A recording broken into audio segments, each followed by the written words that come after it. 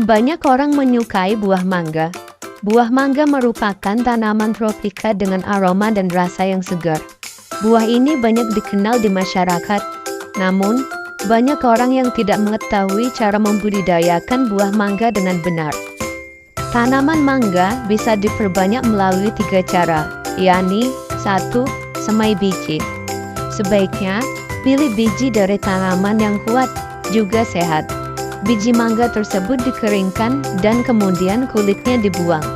Setelah itu, biji tersebut disemaikan pada kotak semai ukuran 100 x 50 x 20 sampai 10 sampai 20 cm. Biji tersebut disemai dengan bagian perut mengarah ke bawah agar akarnya tidak menjadi bengkok.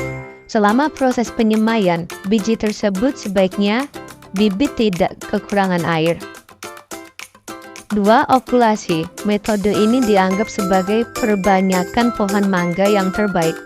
Cara dengan menempelkan tunas batang dari pohon yang buahnya berkualitas baik ke bagian batang bawah pohon yang akar dan batangnya kuat.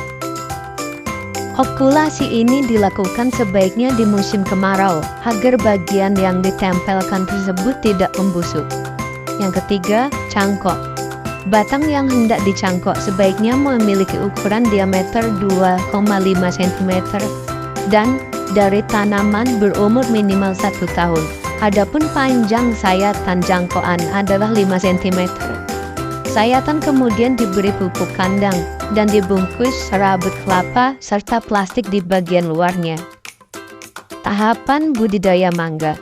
Penanaman ini dibagi menjadi 4 tahap, yaitu dengan persiapan lahan, penanaman, pemupukan, pembentukan tajuk pohon, dan pemeliharaan kebun mangga. 1. Persiapan lahan, yaitu dengan cara membuat lubang ukuran 60 x 60 cm dan dalamnya 60 cm. Tanah galian dicampur dengan pupuk kandang dan kompos sebanyak 1,5 sampai 2 kg per lubang. Bisa juga dicampur dengan sekam padi. Setelah itu, dicampur rata lalu dikembalikan lagi ke dalam lubang. Yang kedua, penanaman. Penanaman diusahakan agar leher akar pohon 15-20 cm di atas permukaan lahan kebun. Untuk menjaga kelembapan tanah yang dipasang miring dapat mengurangi sedikit demi sedikit kekuatan pohon. Pemeliharaan dibutuhkan ketika bibit diangkut dengan cara memotong cabang atau akar yang mati. Bekas potongan tersebut ditutupi dengan parafin yang dicampur 8 bagian Carbolineum plantarum hingga homogen. Pemupukan. Pupuk NPK diberikan pada pertengahan musim hujan dengan memasukkan ke dalam lubang-lubang sedalam 15 cm di sekitar pohon dengan jarak sesuai luas tajuk. Kemudian lubang ditutup dengan tanah. Untuk pohon muda 0,5 sampai 1 kg dan untuk pohon tua atau besar 2 sampai 3 kg per pohon. Pupuk kandang sebanyak 50-100 kg per pohon diberikan tiap bulan pada akhir musim hujan. Untuk tanaman muda yang kekurangan unsur hara tertentu, pemupukan bisa dengan menyemprot tanaman menggunakan pupuk daun. 4. Pembentukan tajuk pohon. Pembentukan tajuk dimulai pada tahun kedua. Pemangkasan pertama dilakukan dengan pemotongan batang pohon setinggi 50-60 cm.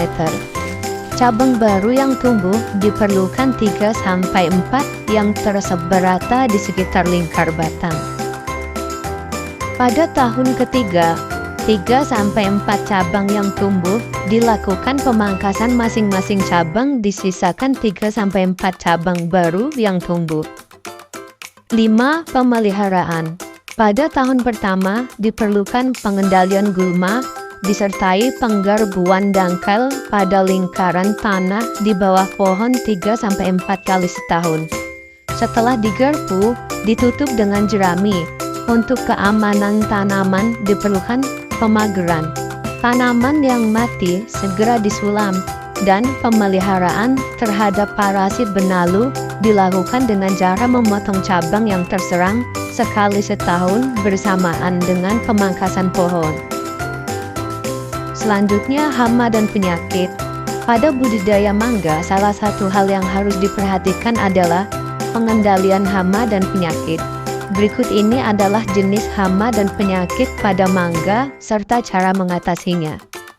Hama yang biasa mengganggu pertanaman mangga yaitu Cicadilidae dapat diatasi oleh insektisida diazion.